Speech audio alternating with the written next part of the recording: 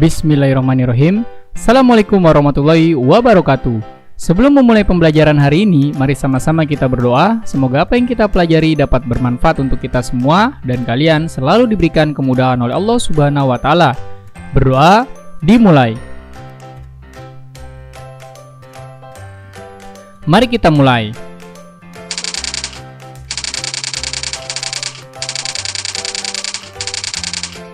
Hari ini kita akan mempelajari tema 9, subtema 2, benda angkasa luar dan rahasianya, pembelajaran pertama. Yang pertama, kita akan mempelajari muatan bahasa Indonesia tentang tokoh dan alur dalam teks fiksi. Teks fiksi merupakan sebuah teks berupa karangan berdasarkan imajinasi penulis. Contoh teks fiksi adalah cerpen, novel, dan dongeng. Di dalam teks fiksi terdapat tokoh dan jalan cerita atau biasa disebut sebagai alur cerita. Kita sudah mempelajari tokoh-tokoh yang terdapat dalam teks fiksi. Ada tokoh utama dan ada tokoh tambahan. Tokoh-tokoh tersebut mengalami kejadian yang diceritakan dalam teks fiksi. Kejadian tersebut selalu terjadi bersama dengan permasalahan yang dialami oleh para tokohnya. Permasalahan tersebut merupakan konflik sebuah cerita. Suatu permasalahan yang terjadi dalam cerita memerlukan penyelesaian, sehingga dalam sebuah cerita selalu ada penyelesaian masalahnya.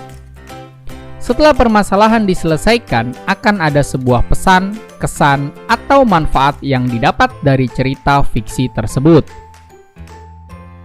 Coba kita baca teks berikut dengan cermat tentang Topan Anak yang Rajin. Di sebuah desa tinggallah seorang anak bernama Topan dengan ibunya. Topan dan ibunya tidak punya banyak harta. Ibunya bekerja sebagai pedagang sayur di pasar dan Topan membantu ibunya dengan mengembala kambing milik saudagar di desanya. Suatu hari, ketika Topan mengembalakan kambing di padang rumput sambil membaca buku, datanglah seorang kakek tua yang terlihat kelelahan meminta izin pada Topan untuk menumpang duduk di bawah pohon. Topan pun mempersilahkan kakek tersebut untuk duduk bersamanya, bahkan menawarkan bekal minuman yang ia bawa dari rumah. Kakek bertanya kepada Topan, "Apakah kamu tidak sekolah?" Dengan sedih Topan menjawab bahwa keluarganya tidak punya uang untuk menyekolahkan Topan. Tapi meski begitu, Topan tetap semangat dan rajin membaca dari buku-buku yang ia pinjam dari temannya. Keesokan harinya, sepulangnya dari mengembala kambing, ibu Topan keluar dari rumah dan langsung memeluk Topan. Katanya, Topan mendapat undangan untuk masuk ke sekolah dengan biaya yang gratis. Alangkah kaget dan senangnya Topan ketika ia berangkat ke sekolah dan bertemu dengan si kakek yang duduk bersamanya waktu itu. Ternyata ia adalah kepala sekolah dari sekolah tempatnya ia akan belajar. Oke, dari sini, siapakah tokoh utama dan tokoh tambahan pada teks tersebut? Jelas ya nak, tokoh utamanya adalah Topan. Lalu tokoh tambahannya siapa nak? Ibu Topan dan juga kakek yang tadi berteduh di bawah pohon yang juga sekaligus menjadi kepala sekolah. Lalu apa kegiatan yang sedang dilakukan oleh tokoh-tokoh yang ada di dalam teks tersebut? Oke, pertama Topan. Topan adalah kegiatannya apa nak? Mengembala kambing dari tetangganya yaitu saudagar di desa. Lalu kegiatan yang kedua, tokoh ibunya. Ibunya Topan seperti biasa. Apa pekerjaannya? Pedagang sayur di pasar.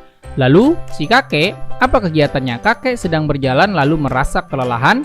Ia berteduh di bawah pohon dengan Topan. Lalu mengapa tokoh utama ingin melakukan kegiatan itu?